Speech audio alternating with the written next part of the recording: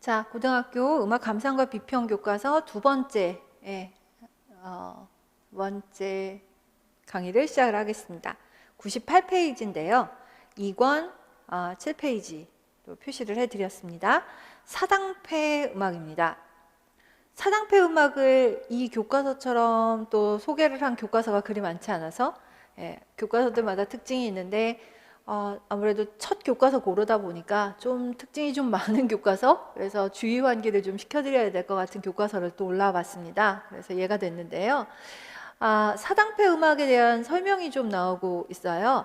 선생님들 그동안 사당패 하면 딱 떠오르시는 게 남사당을 많이 떠올리실 텐데 실제로 이 기원을 설명하고 있는 교과서입니다. 그래서 보시면 옛날에는 소고를 치면서 선소리, 입창하고 있는 예인들이었는데 이게 점점 유성기가 등장을 한다든가 뭐 이런 것들, 공연 문화가 쇠퇴하면서 원래 여자로 구성되어 있는 사람들이 많았던 사당패가 기의 중심의 남사당패로 변모했다라고 보고 있습니다. 그래서 원래는 여자로 구성되면서 경기도, 전라도, 경상도 등지에서 활동을 했었던 여사당패가 남사당패로 바뀌었다라고 이야기를 하고 있고요.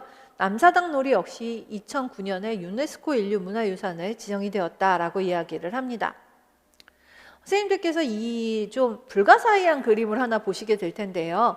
1868년도에 그려진 남양주에 있는 흥국사라는 절에 있는 탱화 뭔지 아시죠? 절에 그려놓은 굉장히 컬러풀한 그림인데요. 그 탱화 속에 사당패가 등장을 하고 있는 것을 보실 수가 있어요. 그래서 저희가 보통 탱화라고 하면 불교 그림이니까 굉장히 종교적인 내용이 들어가 있을 줄 알았는데 여기에 사당패가 등장을 하네 라고 하는 걸 좀 흥미롭게 보실 수가 있는데요. 실제로 몇 개의 절 같은 곳에다가 기거를 조금 하면서 이 사람들이 활동을 하고 돌아오기도 하고 했었다라는 기록들이 나타나고 있습니다. 그리고 이런 그림들 보시면 아닌 게 아니라 치마를 입은 여자 사당이 나타나고 있기도 합니다. 그런데 저희가 보통 남사당패를 더 많이 알게 되는 것은 아무래도 근대까지 와서 사람들한테 널리 알려진 것이 남사당패이기도 하고요. 사물놀이 같은 것들이 남사당에서 익힌 가락들이 나왔다라고 이야기를 해서 그렇게 알고 있기도 합니다. 조금 순서 뒤집어서 얘부터 보여드릴게요, 선생님들. 남사당 놀이가 있어요. 남사당은요, 전국을 돌아다니면서 전국에 있는 풍물가락을 익혔기 때문에 남사당의 대표적인 놀이는 풍물놀이 맞습니다. 그래서 이분들은 하도 지역별로 많이 다녀서 남도의 가락도 칠 줄 알고 영남 쪽도 가능하고 웃다리 풍물도 당연히 잘하시고 원래 지역 기반이 경기였기 때문에 당연히 잘 하신다라고 이야기를 하고요. 그 다음에 땅재주를 하기도 했다라고 이야기를 합니다. 저희가 살판, 죽을판 뭐 이런 말을 했대요, 옛날에. 근데 살판이 바로 땅재주를 부르는 말이고요. 외우기가 그렇게 어렵진 않습니다. 탈놀인데요. 덧배기, 얼굴에다 무언가를 덧쓰고 하는 것, 이렇게 이해하시면 좀 되겠죠. 그래서 덧배기, 탈놀이도 하시고, 그 다음에 요건 외우셔야 되겠네요. 얼음 줄타기. 남사당의 줄타기는 서양식 줄타기하고 달라서 줄이 아주 높지는 않은데 어쨌든 이 위에 올라가서 재담 같은 것을 많이 하죠. 그래서 그런 것을 특징으로 하고 있고요. 그 다음에 덜미라고 해서 인형극인데 저희가 왜 뒷덜미, 목덜미 이런 말 하잖아요. 그런 것처럼 손을 그 인형의 얼굴 뒤로 집어넣어서 덜미를 잡고 하다 보니까 이걸 덜미 이렇게 불렀다라고 이야기를 하고요. 버나라고 해서 접시 돌리기도 했다라고 이야기를 합니다. 지금 보고 계신 이러한 것들이 남사당에서 주로 많이 했었던, 그러니까 저희가 보통 남사당이다 이렇게 이야기를 하면, 남사당이다 라고 이야기를 하면 뭔가 이런 공연물을 가지고 있는 사람들일 거다라고 생각을 하게 되는 것이 사실은 19세기 이후에 생긴 관습이다 라고 이야기를 합니다. 선생님들 여기에도 나오는데 영화 왕의 남자에 나오는 남사당패의 모습을 감상해보자 라고 하는데 왕의 남자는 그런 점에서 보면 고증은 좀 아닌 것 같죠. 예. 그 왕의 남자에 나오는 왕은 연산인데요. 이 남사당이 확실하게 저희 기록에 나오는 건 19세기 이후이기 때문에 좀 잡기 어려울 것 같습니다. 그렇지만 그럼에도 불구하고 실제 공길이라고 부르는 광대가 있었던 건 사실이라고 하니까 어떤 형태로든 아마 그런 노는 사람들이 있지 않았을까 라는 생각은 해볼 수 있습니다. 그래서 제가 먼저 남사당을 보여드렸고요. 사당패가 원래 선소리 하던 사람들이다 라고 앞에 나오잖아요.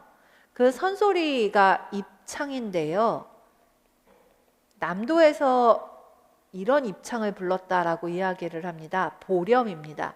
남도 잡가의 대표적인 작품이 보렴이고, 남도는 좌창이 따로 없고 입창밖에 없었어요. 그래서 남도 입창이라고 하나 남도 잡가라고 하나 마찬가지거든요. 그래서 이렇게 나오고 있는데요. 악곡이 보렴은요, 이쪽에 가사가 나옵니다. 바로 며칠 전에 저희 기본이론반 하면서 제가 이 가사를 읽어드리면서 상내소수 공덕해요, 이거 무슨 말인지 아시겠어요? 라고 수업 시간에 여쭤봤던 기억이 나는데, 이게 상내소수 공덕해요 뭐 이러고 나오는 이 가사는 누가 봐도 우리가 알기 어려운 한자 가사입니다. 근데 한자 가사가 한시가 아니고요. 사실은 대부분 불교적인 내용을 가지고 있는, 보렴은 연보불운에서 나온 말이다 라고 이야기를 하고 있고요. 부처님 은혜에 보답해라 라는 그런 내용을 가지고 있다 라고 해서 지금 보고 계시는 것처럼 이런 불교적인 내용이 나와 있는 보렴 같은 것을 사당패가 불렀다라고 이야기를 하고 있습니다. 그래서 중모리 장단을 치면서 부른 대표적인 잡가이다라고 이야기가 나오고 있으니 한번 같이 봐주셨으면 좋겠습니다. 현재 남도 잡가라고 이야기를 하면 남도 민요 혹은 판소리를 부르시는 분들이 부르신 걸로 전례가 되어 있죠. 경기도 잡가는 경기 민요 하시는 분들한테서 연결이 되고요. 근데 이게 원래는 사당패 음악에서부터 나온 것이다 라고 이야기를 하면 뭐 앞에 보셨던 불교와의 관계나 이런 것들도 좀 자연스럽게 설명이 될 수 있을 것 같습니다. 자, 그리고 나서 선생님들께 두 단어 더. 남사당패가 이제 자리를 잡게 됐는데, 거기에 원래 남사당패에 되게 유명한 지휘자를 꼭두새라고 부른대요. 꼭두새라고 부른답니다. 그러면 당연히 남사당패는 남자들만 있으니까 꼭두새도 남자여야 될 것 같은데, 여기에 아주 특이한 인물이 한 분 등장을 하게 됩니다. 바우덕이라는 인물입니다. 15살에 꼭두새가 되었다는 아주 전설적인, 그것도 여자분입니다. 천민 신분이면서 정삼품 벼슬에 올랐다 이렇게 이야기를 하고 있는데, 이분에 관한 그 아주 유명한 이야기가 경복궁 중건하고 할 때 바우덕이가 와서 한번 놀고 가면 그 너무너무 힘들었던 그 대궐을 찍던 그 일하시는 목수분들 이런 분들도 하루 종일 힘이 나서 힘드는 줄도 몰랐다라고 이야기할 만큼 사람들을 아주 재밌게 해주고 흥나게 해주었던 인물이다 이렇게 이야기를 하고 있어요. 그래서 바우덕이 같은 경우에는 기해 집단으로 대접을 제대로 받았을 뿐만 아니라 높은 예를 갖추어서 맞았다라고 이야기를 하고 있습니다. 안성 보이시죠? 현재 우리나라에서 여러 가지 지역 축제가 있는데요. 안성 바우덕이 축제가 있어요. 안성 바우덕이 축제는 자연스럽게 남사당과 관련된 축제겠구나 라고 보실 수 있는데요. 이런 축제가 따로 있을 정도의 인물입니다. 사당패, 남사당패, 탱화 그림, 남사당 종류 이런 거로는 현재 있는 중고등학교 교과서 중에서 가장 자세하다면 자세한 교과서입니다. 그러니까 여기 두 페이지도 한번 좀 잘 봐주셨으면 좋겠습니다. 남사당 놀이 역시도 유네스코 인류문화유산이고, 이 유네스코 인류유산은 상당히 중요합니다. 언제든 시험에 나올 수 있으니 교육과정과도 관계가 있으니까 좀 봐주셨으면 좋겠어요. 자, 선생님들 뒤에 통속민요 여기 넘어가겠습니다. 아실만한 민요 너무 많고요. 그래서 또 다른 교과서에서도 많이 보실 만한 것이어서 저는 여기는 굳이 지금 하지 않고 가겠습니다. 자, 그러면 이제 무속음악 있는 페이지로 좀 넘어가 볼 텐데요. 교과서 페이지 106입니다. 교과서 페이지 106페이지입니다. 무속음악을 보여드리는 것은요, 이 교과서 같은 경우에 무속에 대한 설명을 좀 많이 하고 있는데요. 여기서부터 가겠습니다. 굿음악은 무과나 무무 같은 의식에 사용되는 음악을 통칭하며 라고 나와 있습니다. 무자 설명이 아주 재밌어요. 선생님들 이 글자 좀 한번 봐주세요. 무속이라는 때 쓰거나 무당할 때 쓰는 저 무는 실제로 하늘과 땅을 사람이 연결한다라는 의미를 가지고 있어서 예전에 통일신라 시대 때 무슨 차차홍이니 무슨 마립간이니 이런 왕들의 명칭이 일부 이 하늘과 땅을 연결짓는 무인이라는 의미를 가지고 있다라고 이야기를 하고 있거든요. 무속인 뜻한다라고 말을 합니다. 재정일치라고 해서 제사를 지내는 사람과 정치를 하는 사람이 하나였던 옛날 고대 때서부터 무당은 의미가 상당히 있었다라고 이야기를 하고 있고요. 그리고 그 무당을 만신이나 단골이나 신방 등의 이름으로 부르기도 했다라는 이야기를 하고 있습니다. 이 사람들이 구슬할 때 반주 음악으로 사용되거나 반주 음악을 하거나 아니면 구슬하면서 부르는 노래라든가 구슬하면서 추는 춤 이런 것들이 다 합쳐져서 우리가 무악 혹은 구두막 이렇게 이야기를 하고 있습니다. 이거 역시도 가무악이 함께 가고 있고요. 굉장히 중요한 몇 개의 우리 보셔야 되는 무악이 있는데요. 진도 식긴굿, 동해안 별신굿. 동해안 별신굿, 별신굿은 지역마다 되게 많은데 별나게 크게 하는 굿이라는 거 외에는 다른 건 아니고요. 별신굿이라고 있고요. 식긴굿은 진도 식긴굿은 뭐 워낙 유명한 우리 문화유산으로 많이 이야기가 되고 있는 구두막의 한 형태입니다. 그리고 여기 보시면 그 무속음악이 되게 사람들한테 흥미롭게 들려요. 무악은 지금 들어도 상당히 사람들을 흥분시키기도 하고 그런데요. 그 무속음악을 가지고 기악합주곡으로 만든 걸 신하위라고 이야기를 합니다. 신하위라고 이야기를 해서 대개 무악이 제일 발달을 했던 지역이 앞에 저기 진도 식긴 것도 보셔서 아시겠지만 남도 쪽에서 많이 발달을 해서 흔히 남도 신하위라고 하는 것이 가장 대표적인 무악과 관련된 신하위라고 이야기를 합니다. 그리고 나중에 지영희 선생님께서 경기도 신하위를 짜서 기보하시기도 했는데요. 일반적으로 저희는 남도 신하위를 더 많이 기억을 하고 시험에도 나온다고 하면 남도 신하위의 가능성이 굉장히 높습니다.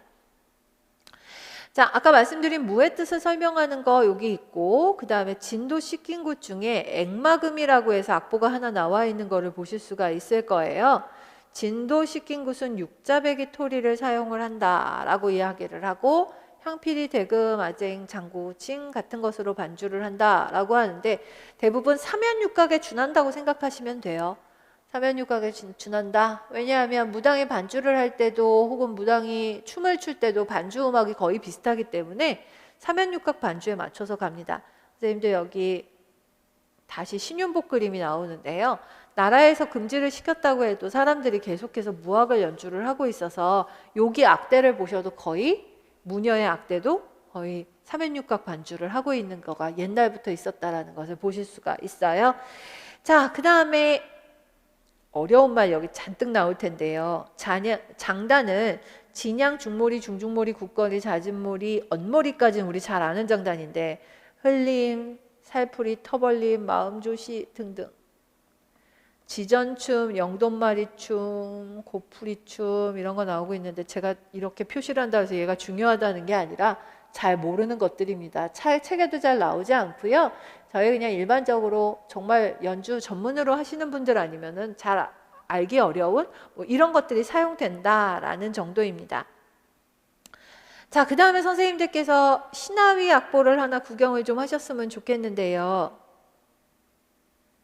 신하위 악보를 하나 구경을 하셨으면 좋겠는데 먼저 봐주실 것은 대금, 피리, 해금, 아쟁, 장구, 지인까지는 옛날부터 무속음악을 반주를 하면 있을 수도 있는 악기 편성이었기 때문에 새롭지가 않습니다. 뭐 무속음악이니까 징도 쓸 수 있을 거고 뭐 장구는 어디나 쓰고 대금, 해금도 원래 쓰고 피리로 연주를 하고 근데 가야금, 검은고는 도대체 갑자기 왜? 라고 생각을 하신다면 선생님들께서 아주 정확하게 보신 거예요. 신하위가 한참 공연이 되다가 너무 멋있다 보니 신하위 음악이 좋으니까 이제 가야금, 검은고도 나중에 들어갔다라고 보시면 돼요. 그리고 지금은 이렇게 체보가 되어 있습니다만 체보가 멋지게 되어 있습니다만 원래 신하위라고 하는 것은 이렇게 꼭 주어진 가락대로 연주하지 않아도 됩니다. 주어진 가락대로 연주 안 하고 심지어 그냥 약간 즉흥으로 연주를 더 많이 하셨다라고 이야기를 해요. 왜냐하면 이 곡은요. 지금 여기 정확하게 소개는 안 되고 있는데 예를 들면 소를 떨고 도를 평으로 내고 미래 같은 건 좀 꺾어서 내고 이런 식으로 되어 있기 때문에요. 육자배기 토리의 형태를 갖춰요.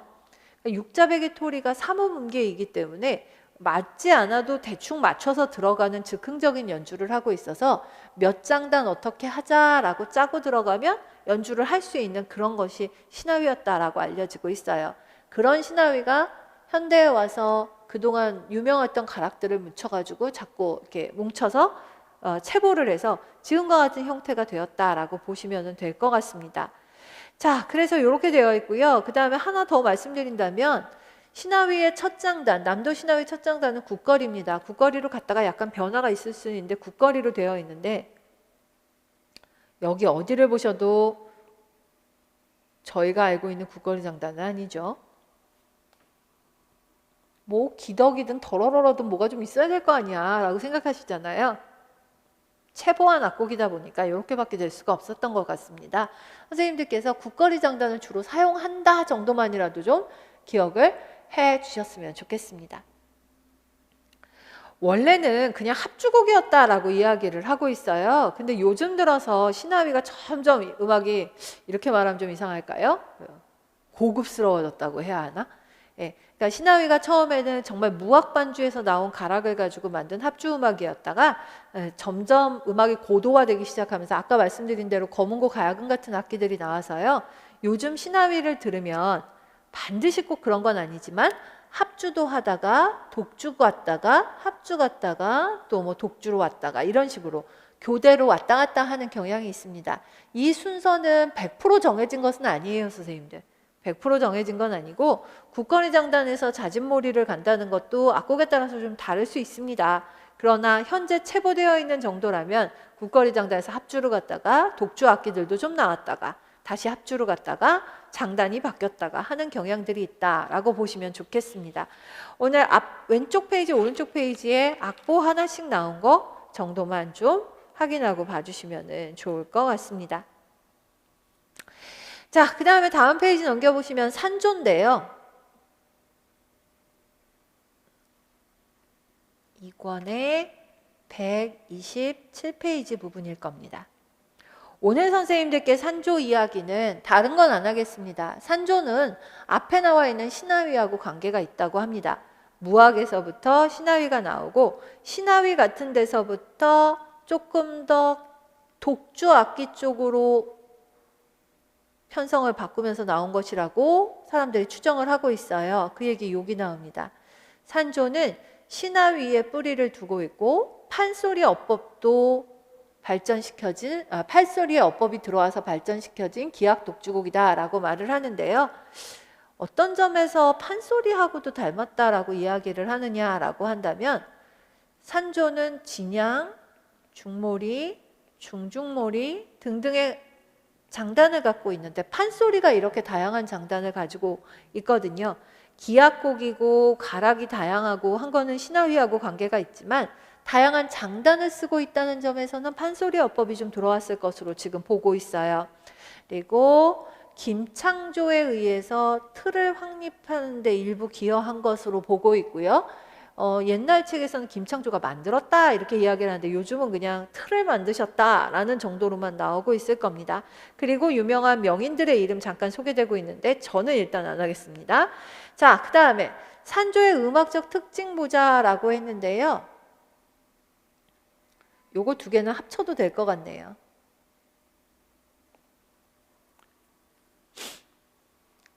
합쳐도 될 것 같아요. 산조는요, 느린 장단에서 시작해서 점점 빠른 장단으로 몰아갑니다. 그걸 한 배에 따른 형식이라고 많이 부릅니다. 근데 장단은요, 진양, 중모리, 중중모리, 자진모리 같은 것들이 기본 구성이다. 그래서 먼저 기본 구성 기억하시고 산조의 종류에 따라서 엄모리 국거리가 삽입되기도 한다. 엄모리 국거리가 가야금 산조에서도 나타나고요. 검은고 산조에서도 나타나요. 혹시 뭐 한 가지만 보시고 검은고가 엄모리더라 그런 거 하지 마시고요. 엄모리 국거리, 가야금 검은고 산조에 나타날 수 있습니다. 가야금은 산조가야금이 따로 있고 또 줄이 12줄이나 돼서 막 손이 왔다 갔다 하기 아주 용이한 악기예요. 검은 거하고 좀 다르거든요. 그래서 잦은몰이 다음에도 휘몰이, 단몰이 같은 악장들이 추가가 된다라고 보시면 됩니다. 자, 그 상황에서 이제 선생님들께 드릴 말씀이 하나 있는데요. 저희가 보통 쓸 적에는 휘몰이, 단몰이, 세산조시 순으로 빨라진다 이렇게 알고 있어요. 근데 휘몰이가 뭐라 해야 되나, 휘몰이가 메트로놈으로 얼마고 단몰이가 메트로놈으로 얼마고 세산조시가 이런 게 아니고요. 사실은 이렇게 세 악장이 다 나타나는 애들도 거의 없어요. 없다고 보셔야 돼요. 휘몰이, 단몰이 요렇게 나오기도 하고요. 단몰이, 세산조시 이런 식으로 휘몰이가 없기도 하고요. 휘몰이, 세산조시 이렇게 되기도 해요. 그러니까 휘몰이, 단몰이, 세산조시까지 빨라진다라는 건 그냥 책 설명이고요. 대개의 악곡에서는 이들 중에 2개 정도가 나오게 될 거다라고 보시면 되겠습니다.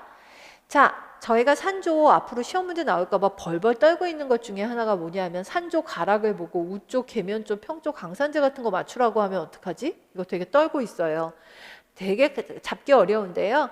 나중에 그냥 계면조만 좀 한번 살펴보시면 될 것 같고 어쨌든 이렇게 다양한 조가 쓰인다 정도 오늘은 거기까지만 보셨으면 좋겠습니다. 자, 그리고 나서 성금연유 가야금 산조가 나오는데요. 선생님들께 오늘 요거 말씀을 좀 드리려고 제가 이 악보를 지금 좀 보여드리려고 하는데, 자, 가야금 산조의 첫 장단은 진양장단입니다. 선생님들 진양은요, 저희가 보통 24박 장단이라고 이야기를 하지만 사실 24박 장단이 다 적히는 거를 보기는 쉽지 않습니다. 24박은 대부분 이렇게 해서 6박, 6박, 6박, 6박 이런 식으로 적히게 되죠. 지금 먼저 제가 큼직큼직하게 보여드리면 여기 하나, 둘, 셋, 넷, 5개의 마디선과 마지막에 큰 마디선이 하나 등장을 하고 있을 텐데요. 요게 한, 둘, 셋, 둘, 둘, 셋, 셋, 둘, 셋, 넷, 둘, 셋, 다섯, 둘, 셋, 여섯, 둘, 셋 이렇게 되는 건데 딱 요기 온 거예요. 이제 이만큼. 그 다음에 그 밑에 다시 한, 둘, 셋, 둘, 둘, 셋, 셋, 둘, 셋 이런 식으로 해서 가게 됩니다. 자, 오늘은 진양장단 보여드리려는 생각도 아니고요. 다른 거 아니고 요거 좀 보여드리려고 해요. 아까 우락 기억하십니까? 옛날에는 아무도 이런 얘기 잘 안 해줬어요. 그냥 당연히 그냥 그렇게 생겼으려니 저희가 진양장단을 무조건 외웠으니까 진양장단을 치면서 산조가 시작되려니 했는데요. 아까 우락에서도 5박을 지낸 다음에 장구가 먼저 나오고 뭐 나머지 검은고가 나오고 전체 합주가 시작된다 이랬잖아요. 근데 그거하고 참 비슷하게 가야금 산조도요. 가야금이 먼저 싸랭, 칭칭 뭐 이렇게 하면서 연주가 시작이 되면 1장단에 한 4박 정도는 장구가 나오지 않고 가야금만 연주를 하는 경향이 있어요. 이거 왜 이렇게 해? 라고 하면 가야금 연주자한테 네가 독주자니까 너 한번 어떤 템포로 연주할 건지 해보세요. 이렇게 이야기를 하는 거죠. 그러면 나는 진양을 이 정도로 잡아가겠습니다를 보여준다는 거예요. 그래서 거의 매장단 시작 부분에서 많이 이렇게 되거든요. 저희가 그냥 보통 여기다 이렇게 덩 적어놓고 이런 책들 많이 보실 텐데 실제로는 그렇게 적지 않고 앞에 장단을 비워서 독주자 혼자서 템포를 잡아가는 부분이 있다라고 하는 거를 유독 천재교과서는 이 곡 저 곡에서 지금 설명을 하고 있더라고요. 그래서 선생님들께서 이게 이상한 게 아니고 템포를 잡기 위해서 이렇게 할 수도 있다라는 거 정도는 보셨으면 좋겠어요. 성금연유 가야금 산조 진양이 나와 있습니다. 성금연유라고 하는데요. 선생님들 여기 보시면 유파는 스승의 연주법이나 특징을 지역적인 특징에 따라서 차이가 날 때 우리가 류 이렇게 부른다 라고 이야기를 하고 있습니다. 그리고 성금연 선생님 사진도 오른쪽 페이지에 나와 있는 거를 보실 수가 있을 겁니다. 자, 이 성금연유 가야금 산조는요. 진양, 중몰이, 중중몰이, 국거리, 잦은몰이, 휘몰이 순서로 짜여져 있고요. 가끔 중몰이와 잦은몰이 사이에 국거리가 포함되어 있는 것이 특징이다라고 이야기를 하고 있습니다. 네, 선생님들께 제가 좀 그냥 슬쩍 말씀을 드린다면 굿거리는 중중몰이하고 되게 헷갈려요. 중중몰이하고 잦은몰이 사이에. 그래서 헷갈리기 때문에 따로 그렇게까지 애를 쓰고 외우진 않으셔도 될 것 같고요. 진양, 중몰이, 중중몰이, 잦은몰이 이런 순서로 좀 외워주시면 좋을 것 같습니다. 가락도 굉장히 많이 헷갈립니다. 자, 그 다음에 아까 저희가 벌벌 떨고 있는 게 뭐라고 말씀을 드렸냐면 혹시 산조에서 우조, 평조 이런 거 나올까 봐 겁난다고 말씀드렸죠? 선생님들 예, 우조랍니다. 대부분 그냥 선생님들께 이렇게 말씀드릴게요. 시작할 때 진양은 대부분 우조에서 시작을 합니다. 가야금 산조는 우조에서 주로 시작을 한다라고 봐주시면 될 것 같아요. 그래서 그렇게 생겼다라는 차원으로 일단 그냥 좀 외워주셔도 좋지 않을까 싶은데 정이 아니시면 그래 시작하는 부분은 대부분 그렇다더라 라고 보시면 되고요. 대부분 가야금 산조 시작할 때 보시면 따란 하고 딴 하면서 천천히 움직이거든요. 그런 다음에 두 번째 장단, 세 번째 장단 가면서 조금씩 복잡해지는데요. 이 부분은 우조다 이렇게 좀 봐주시면 되겠습니다. 자, 선생님들 그 다음에 아까 계면은 좀 보시기가 쉬울 건데요 라고 말씀을 드렸는데요. 계면 보기 쉬운 이유 이제부터 말씀을 드릴게요. 계면은요 첫 번째 단도 가능하지만 제가 두 번째 단 놓고 이야기하는 게 더 편할 것 같아서 되게 레 좀 떨고요. 솔 하면은 평으로 내고요. 라는 띠란 하는 식으로 해서 위에서부터 아래로 흘러내리는 음으로 구성이 돼요. 그래서 다른 거 보시지 말고 떠는 음과 평으로 내는 음 사이의 사도관계와 띠란 하면서 꺾는 음들이 나타나면 계면이다 라고 보시면 됩니다. 그래서 지금 중몰이도 계면, 중중몰이도 떠는 음 있고 꺾는 음 있으면 계면, 굿거리도 계면 이런 식으로 되어 있는 것을 보실 수가 있습니다. 자, 우조는 대부분 진양으로 시작할 때 느린 첫 부분을 우조라고 한다. 그리고 떠는 음과 꺾는 음이 있는 부분은 계면이라고 한다. 일단 이렇게 알아두시고요. 그 다음에 다른 조들은요. 구성음도 있지만 분위기로도 굉장히 많이 차이가 나거든요. 교과서에 있는 거 외에 나오기는 어려우니 일단 교과서에 있는 악보 정도로 해서 확인하시면 좋겠습니다. 단 김죽파륜지 성금연유까지 저희가 어떻게 다 커버를 하겠습니까? 그러니까 있는 악보 보시면서 이게 가야금 산조이고 그 다음에 이 가야금 산조는 교과서에 있는 거 정도라면 계면이다, 이거는 우조다, 뭐 이 정도만 파악이 가능하셨으면 좋겠습니다. 자, 그래서 이렇게 산조 정도 보시고요. 선생님들께 제가 이 정도 말씀을 드리고 여기 뒤에 나온 이야기들이 조금 있는데요. 얘는 나중에 잠깐 말씀을 드릴게요. 이건 접어놨다가 나중에 왜 제가 지금 피하는지는 오른쪽 페이지에 보시면 산조가야금이 나오는데 가야금을 한꺼번에 좀 말씀을 드리면서 얘를 말씀드려야 될 것 같아서 오늘은 일단 여기까지는 안 하겠습니다. 그러니까 앞에 나왔던 성금연유 정도만 확인해 주시면 좋겠습니다. 자, 그리고 나면 112페이지 와보시죠. 잡가가 나옵니다. 잡가가 나옵니다. 앞에 교과서에서 잡가가 한 종류가 슬쩍 나왔어요. 남도 잡가가 나왔었죠. 남도 잡가가 나왔는데 그때 남도 잡가는 보렴이라고 하는 곡이 나왔는데요. 사실 걔가 먼저 나와서 그렇지 원래 잡가 하면 저희는 주로 경기도 잡가 이야기를 많이 해야 합니다. 경기도 잡가의 영향을 받아서 서도 잡가가 성립이 된 건 맞는데요. 서도 잡가는 사실 배우기도 어렵고 따라하거나 이런 게 거의 불가해서 그런지 교과서에서도 거의 다루지 않았습니다. 그래서 지금 선생님들께 이 전형적인 경기도 잡가 이야기를 좀 해보려고 합니다. 그리고 그 경기도 잡가는 물론 입창이 있기는 있습니다만 저희 교과서는 12잡가 혹은 좌창이라고 부르는 것과 휘몰이 잡가라고 부르는 두 가지를 소개를 하고 있습니다. 경기도에도 입창이 있기는 한데요. 주로 저희는 좌창 혹은 휘몰이 잡가 이런 형태의 음악을 이야기를 하고 있습니다. 이 잡가는 전문가들이 부르는 노래입니다. 그래서 민요보다도 조금 더 어렵고요. 그리고 사설이 굉장히 길고 전문적인 것이 특징입니다. 자, 그림 봐주시죠. 좌창의 그림입니다. 그리고 이렇게 좌창으로 부르는 현재 경기도의 12잡가는 위에 보시는 것과 같은 12곡이 있습니다. 제목은 좀 기억을 해주셔야 될 것 같습니다. 그리고 이 12잡가 중에서 가장 유명한 악곡인 유산가가 지금 교과서에서 소개가 되고 있습니다.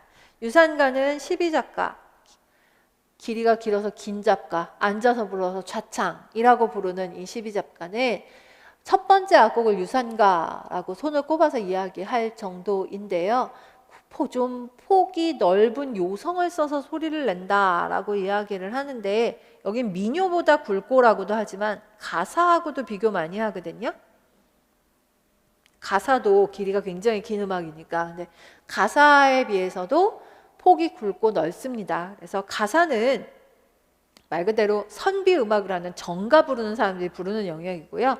그리고 유산가, 잡가는 전문 소리꾼들이 부르는 그 음악이기 때문에 보셔서 벌써 그 약간 요성을 폭넓게 쓰고 하는 점에서 좀 다릅니다. 선생님들 모든 곡이 이렇지 않은데 하필이면 12잡가 중에 제일 유명한 유산가가 화란 춘성하고 만화 방창이라 뭐 이렇게 나오고 있어서, 와, 이것도 한자어로 엄청 많이 쓰네, 양반 음악인가 봐, 이렇게 착각을 하실지 모릅니다. 아닙니다. 바로 그냥 때 좋다 번님네야 뭐 이러고 쓰기 때문에요. 그래서 우리말 사설을 사용을 하고 가사 문학에 비하면 훨씬 더 우리말 사설이고요. 그리고 유산가가 조금 한자어가 많습니다.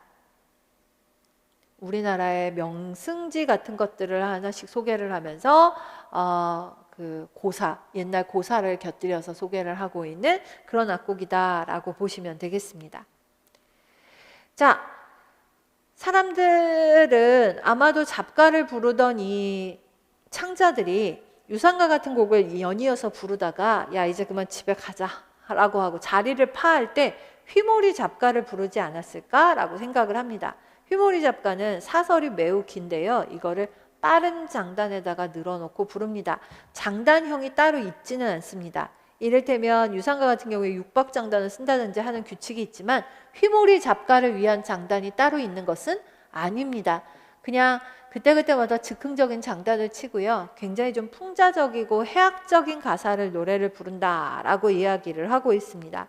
몇 년 전, 2, 3년 전에 시험에 나온 것 같습니다. 가사도 안 주고요. 6, 7월 흐린 날이라고 하는 제일 유명한 가사, 휘몰이 잡가입니다. 가사가 6, 7월 흐린 날이고요.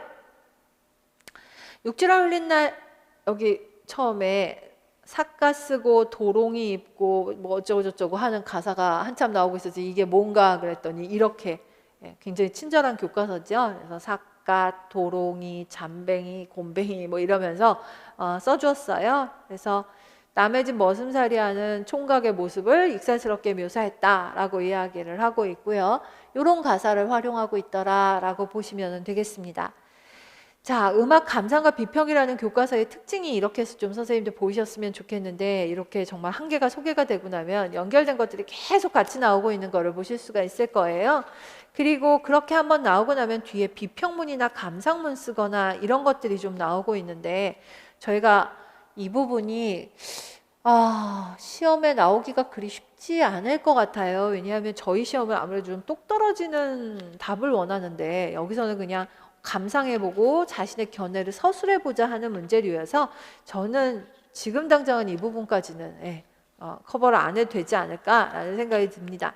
자, 그래서 선생님들 이 챕터가 끝나고 나면 저희 책은 시대를 빛낸 음악가라고 하면서 음악가들을 소개하는 챕터로 넘어가게 되고요. 서양 음악가, 대중음악가, 우리나라 음악가 등등등 해서 소개를 해서 제가 지금 그냥 넘어가고는 있습니다만 다른 데서 많이 보실 것 같은 페이지들을 넘어가는데요. 마이클 잭슨까지 소개가 되고 있는 걸 보실 수가 있어요. 그래서 그런 마이클 잭슨의 김광석까지 소개가 되고 있구나. 그래서 그런 페이지들이 쭉 좀 나옵니다. 자, 대중음악은 나중에 몰아서 보시더라도 그때 가서 보시면 되고요. 선생님들 136페이지 한번 넘어와 보세요. 교과서 페이지 136페이지. 교과서가 장단점이 있는데 이 파트가 아까 종묘제례 한 대로 들어가 있어도 좋지 않을까라는 마음이 없는 건 아니에요. 그래서 그래도 좋지 않았을까 싶기는 한데요. 지금 선생님들께서 보고 계시는 우리나라 음악가라고 해서 소개되고 있는 게 세종대왕입니다. 세종대왕이 얼마나 대단한 분이신지에 대해서 잠깐 이야기를 했는데요. 자, 우리는 시험 준비하는 사람들이니까 요거 봅시다. 세종대왕은요, 아악의 정비라고 되어 있는데 고려 때서부터 전래된 아악을 정비하도록 했다라고 이야기가 나오고 있습니다. 선생님들, 대성아악이라고 아까 문묘제례악 할 때 잠깐 소개가 됐었는데요. 송나라에서 보내준 제사음악을 대성아악이라고 이야기를 했습니다. 세종에게는 아주 유명한 예조판서가 있습니다. 박연입니다. 이 박연이 너무나 예법을 따지면서 우리 이렇게 안 했으면 좋겠다. 야, 빨리 그 중국에서 준 좋은 음악을 정비를 해갖고 제사에 썼으면 좋겠다고 계속 왕을 데려 재촉을 해서 고려 때부터 전래된 악을 정비하도록 했던 그런 기록들이 나오고 있습니다.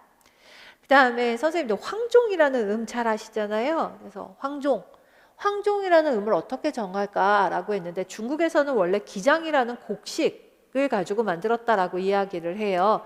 그래서 우리나라에서 기장을 발견을 해서 이걸 가지고 율관을 만들려고 했는데 사실 책에서는 그냥 이렇게 간단하게 이렇게 했다라고 하는데 이건 사실 실패였어요.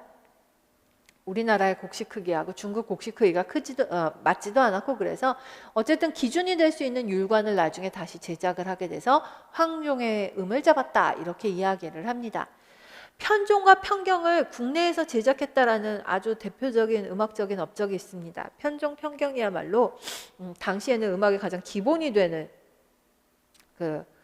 악기들이었기 때문에요. 기준음을 제공을 하는 악기여서 이 악기가 제작된 게 굉장히 중요한 업적으로 되어 있고요. 그래서 이런 예시가 남아 있어요.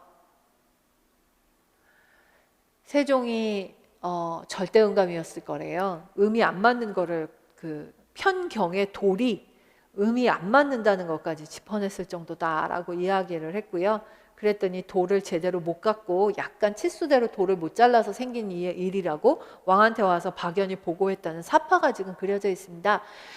이건 그냥 전설은 아니고 역사책에도 나오는 이야기라고 이야기를 해요. 그래서 세종이 그 정도로 음감이 뛰어난 왕이었다라는 이야기도 하고 있고요. 이 이야기가 중요한 게 아니라 경도를 잘라가지고 만들었으니 편경이 우리나라에서 제작이 됐구나 이렇게 기억을 하시면 된다는 거죠. 그래서 유명한 일화로 하나 보시고요. 그 다음에 여기 보시면 정간보 창제라고 나오는데요. 15세기입니다. 서양보다는 좀 늦었지만 최초로 유량악보, 정량악보이죠. 그래서 정간보라는 칸을 그려서 음의 길이를 잴 수 있도록 만들어 놓았다라고 이야기를 합니다.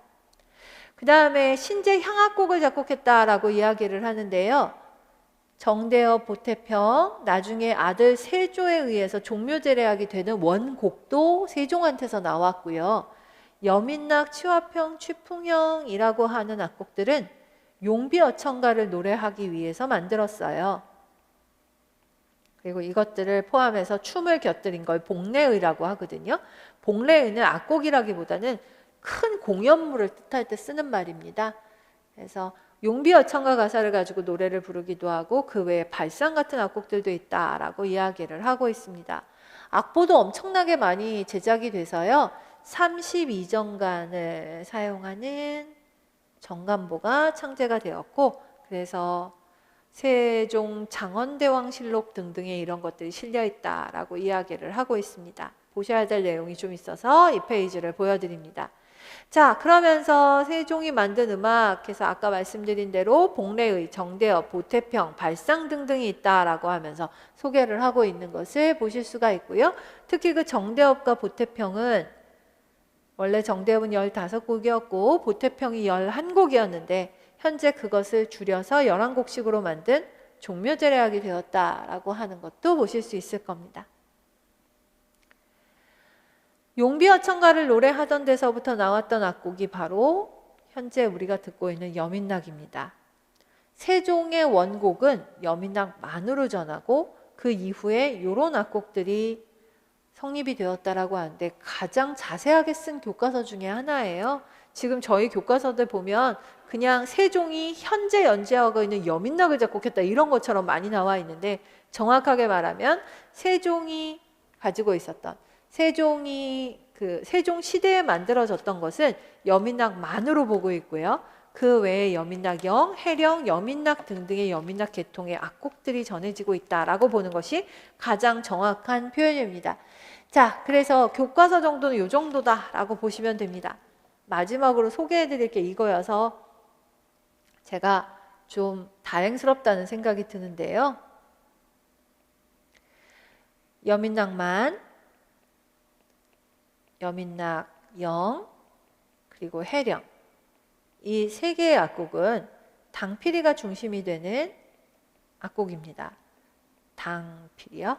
현재 우리가 많이 듣고 있는 여민낙은 향피리 중심의 악곡이고요.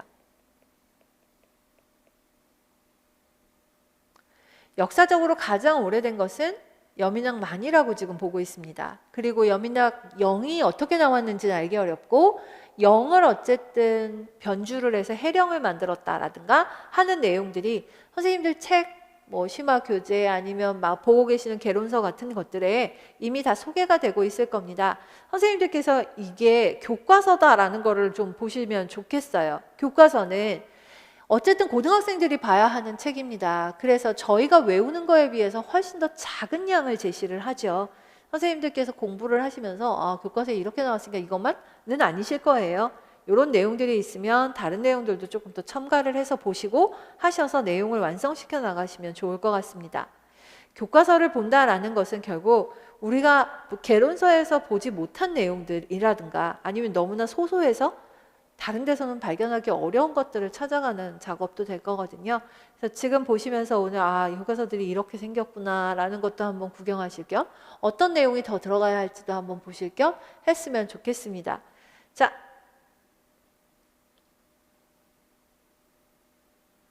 세종대왕의 훈민정음 서문을 노래로 만든 창작곡 훈민정음 서문가를 감상하고 노랫말을 음미해보자 라고 되어 있습니다.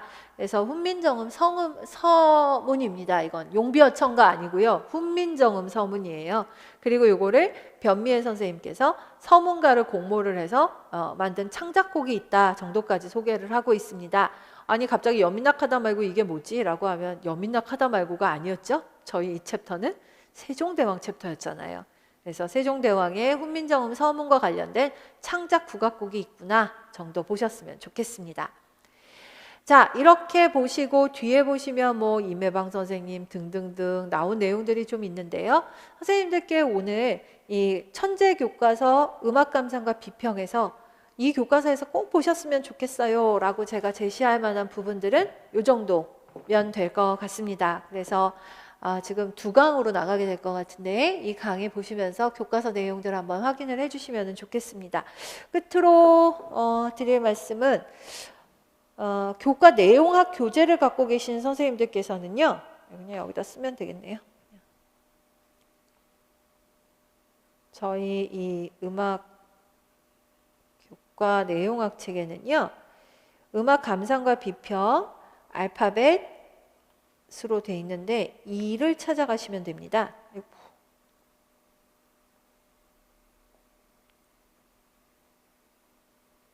알파벳 2요. 그래서 음악 감상과 비평 교과서 중에 알파벳으로 2로 표시되어 있는 것이 천재 교과서들입니다.